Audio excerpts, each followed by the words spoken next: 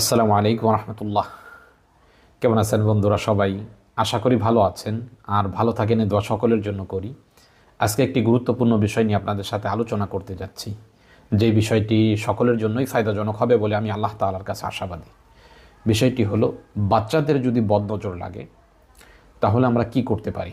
স্বাভাবিক অবস্থায় গ্রামগঞ্জের মহিলারা যেই লক্ষণটা দেখা দিলে তারা মনে করে যে বাচ্চাদের বদনজর লেগেছে, তার মধ্যে তারা ধারণা করে থাকে এক নম্বরে যে বাচ্চাদের বদনজর লাগলে তারা তাদের ঠোঁটকে কামড়াইতে পারে এবং দাঁতকে কামড়াইতে পারে, যার ফলে এইরূপ সমস্যা যখন দেখা দিয়ে থাকে তো বাচ্চার পরিবারের লোকেরা তখন বদনজরের জন্য রুকিয়া করে।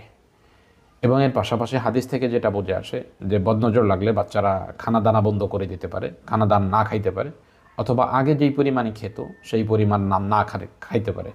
তো এইরূপ অবস্থা যখন কোনো বাচ্চার দেখা দিবে তখন কি চিকিৎসা করলে আপনি ফায়দাজনক হবে, ফায়দা হবে, উপকার হবে, চলুন তাহলে সেই বিষয়টা জানি। এই বিষয়টার জন্য আমরা যদি কোরআন ও হাদিসের কিতাবগুলো গবেষণা করি তাহলে দেখা যায় যে খাওয়াসুল কোরআন নামক একটা কিতাব আছে, ইমাম গাজ্জালী রহমতুল্লাহ আলাইহি লিখেছেন। এই কিতাবের 96 নম্বর পৃষ্ঠার মধ্যে একটা আলোচনা আনা হয়েছে যে নাজদে অধিবাসী একজন লোক ছিলেন, যেই লোকটা এই বাচ্চাদের বদনজর লাগলে কি রুকিয়া করতে হয় এটার উপর তিনি মাহের ছিলেন। তো খাওয়াসুল কোরআনের মধ্যে তিনি কি দিয়ে রুকিয়া করতেন এগুলাকে উল্লেখ করা হয়েছে।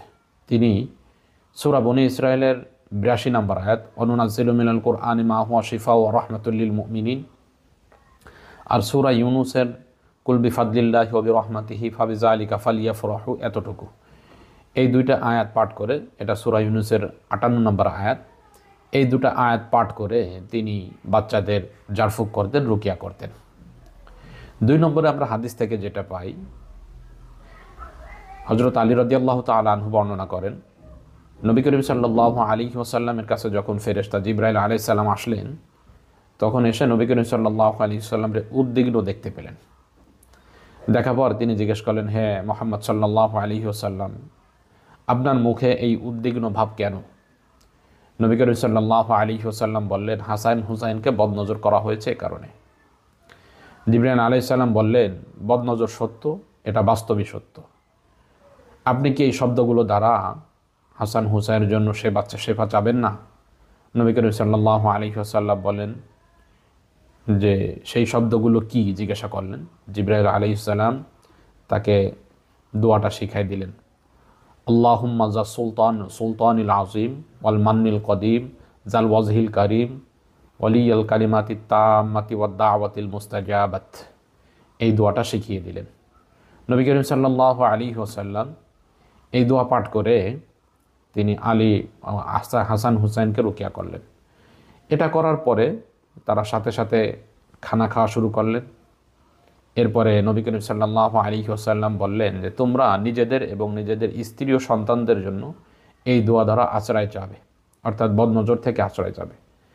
এরপরে নবীজি বলেন, কেননা এর থেকে কোনো উৎকৃষ্ট কোনো দোয়া হতে পারে না বা নাই। এই হাদিসটা ইবনে কাসিরের মধ্যে তার কিতাবের 4 নম্বর খণ্ডের 421 নম্বর পৃষ্ঠা 11 নম্বর পৃষ্ঠার মধ্যে এই আলোচনাটা এনেছে। অতএব হাদিসের কিতাব থেকে, নির্ভরযোগ্য সূত্র থেকে যেহেতু বোঝা আসে যে বদনজর থেকে আমরা এই দুইটার যে কোনো একটা পন্থা অবলম্বন করে চিকিৎসা করতে পারি, তাহলে এর মাধ্যমে যদি আমরা রুকিয়া করি আশা করা যায় বদনজর যত শক্তিশালী হোক সেটা দূর হয়ে যাবে ইনশাআল্লাহ। তো আজকে পর্যন্তই, দেখা হবে অন্য কোনো দিন অন্য কোনো বিষয় নিয়ে। আসসালামু আলাইকুম ওয়া রাহমাতুল্লাহ।